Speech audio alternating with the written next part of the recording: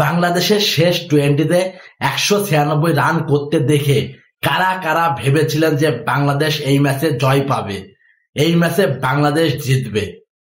আমি কিন্তু কখনোই ভাবিনি যে বাংলাদেশ এই ম্যাচ জিতবে, কারণ বাংলাদেশ এমন একটি টিম, এই মাঠে 196 রান করা মানে পাকিস্তান কিন্তু ছেড়ে কথা বলবে না, তারপরেও তাদের ঘরের মাঠ।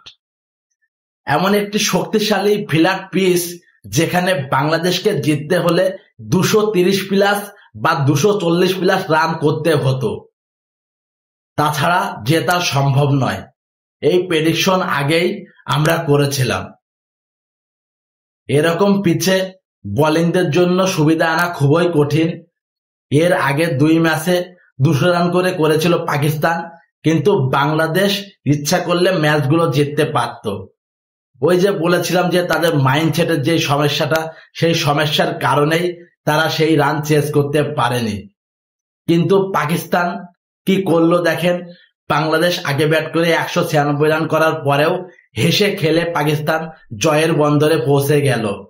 এবং মোহাম্মদ হ্যারিস, তার কথা কি বলবো, মোহাম্মদ হ্যারিসের খেলা আমরা আগেও দেখেছি, বিপিএলেও দেখেছি। সে ভালো টিমের সাথে খুব একটা ভালো পারফর্ম করতে পারে না। এর আগে সে পাকিস্তানের টিমে ছিল। তার ব্যাটিং হলো ক্যারাবেরার মতো। একটি ভালো টিম তাকে যদি চালাকি করে বল করা যায়, সে কিন্তু সহজে বল খেলতে পারবে না। বাংলাদেশের সাথে দেখেন 3 ম্যাচেই সে রান পেয়েছে এবং শেষ ম্যাচে রীতিমতো বাংলাদেশের বোলারদের নিয়ে ছেলে খেলা করেছে, 100 করেছে। তার প্রথম 100, ম্যাডিন 100টা সে বাংলাদেশের সাথেই পেল। এরকম পিচে 240 প্লাস রান, 230 প্লাস রান ছাড়া জেতা সম্ভব নয়।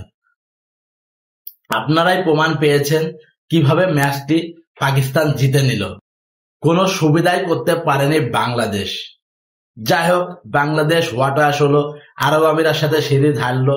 এরপরে বাংলাদেশকে কি নিয়ে কাজ করতে হবে সেটা বাংলাদেশের বোর্ড আর বাংলাদেশের প্লেয়াররাই ভালো জানে। বাংলাদেশের প্লেয়াররা কিছু পারুক আর না পারুক, সাংবাদিকদের সামনে 2-1টা কথা তারা ঠিকই ভালো বলতে পারে। এই কথার মাধ্যমে, এই কথা বেঁচে খেয়ে তারা বেঁচে আছে। দেখা যাক নেক্সটে বাংলাদেশ ক্রিকেট কত দূরে যায়, তারা কি উন্নতি করতে পারে, সেটাই এখন দেখার বিষয়।